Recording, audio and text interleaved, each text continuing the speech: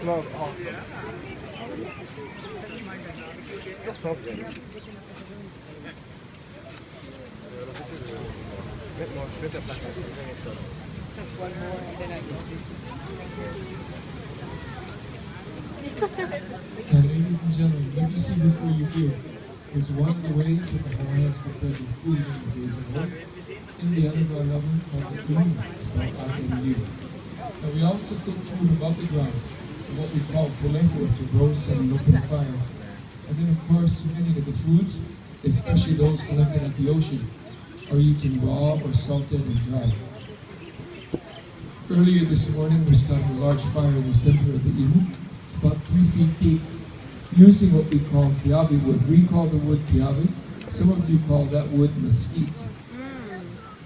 Now, along with the kiawe, we throw in some riverbed rock with a big pot in the center, light it up, let it burn for a while until the rocks are red hot and the logs have burned down to coals. Once that happens, we very carefully spread the coals out evenly over the bottom of the pit. Take a few of the hot rock, place them over to the side. And then we take banana leaves and tea leaves, place them over the hot coals to create a hali'i, or a blanket over the coals to protect the pig from the direct fire. We'll then take the pua'a, lay it on its back on a bed of leaves, put a few hot rocks into the center cavity of the pig to create heat on the inside.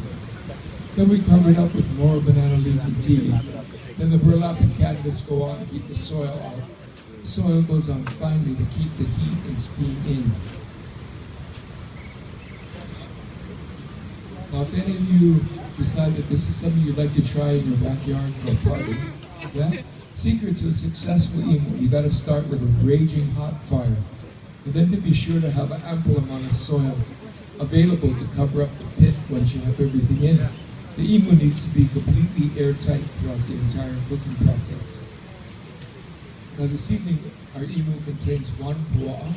In the days of old, when an entire village would get together for a luau celebration like this, the imu could be 20, 30 feet long, containing 4 or 5 pigs, along with fish, cooking bananas, sweet potato, taro, chicken, breadfruit.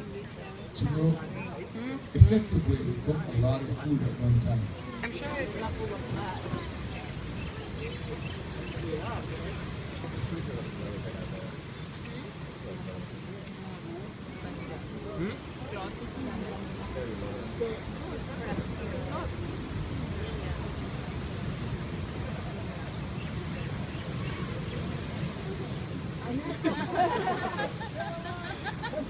It's a mummy. You're unveiling. Yeah, mine. Little Chuck's too. Oh, never.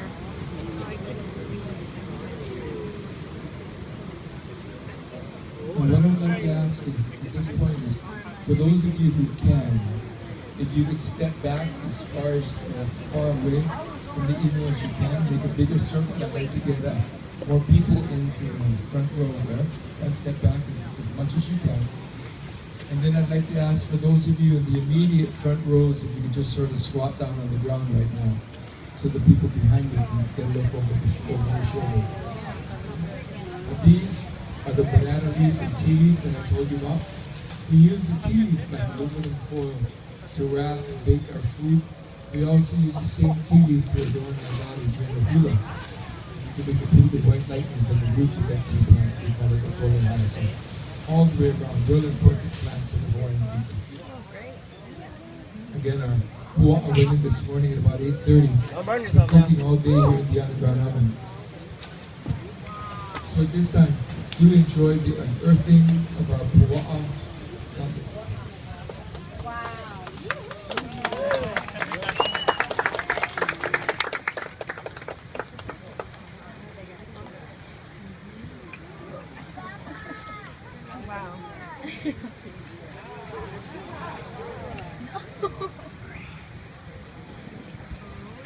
Yeah, everyone, how about a nice hand for our 2 young men prepared out to walk on with the traditional Hawaiian style. Now, for those of you that would like to stick around now and take another photo or two, you're more than welcome to take as long as you would like.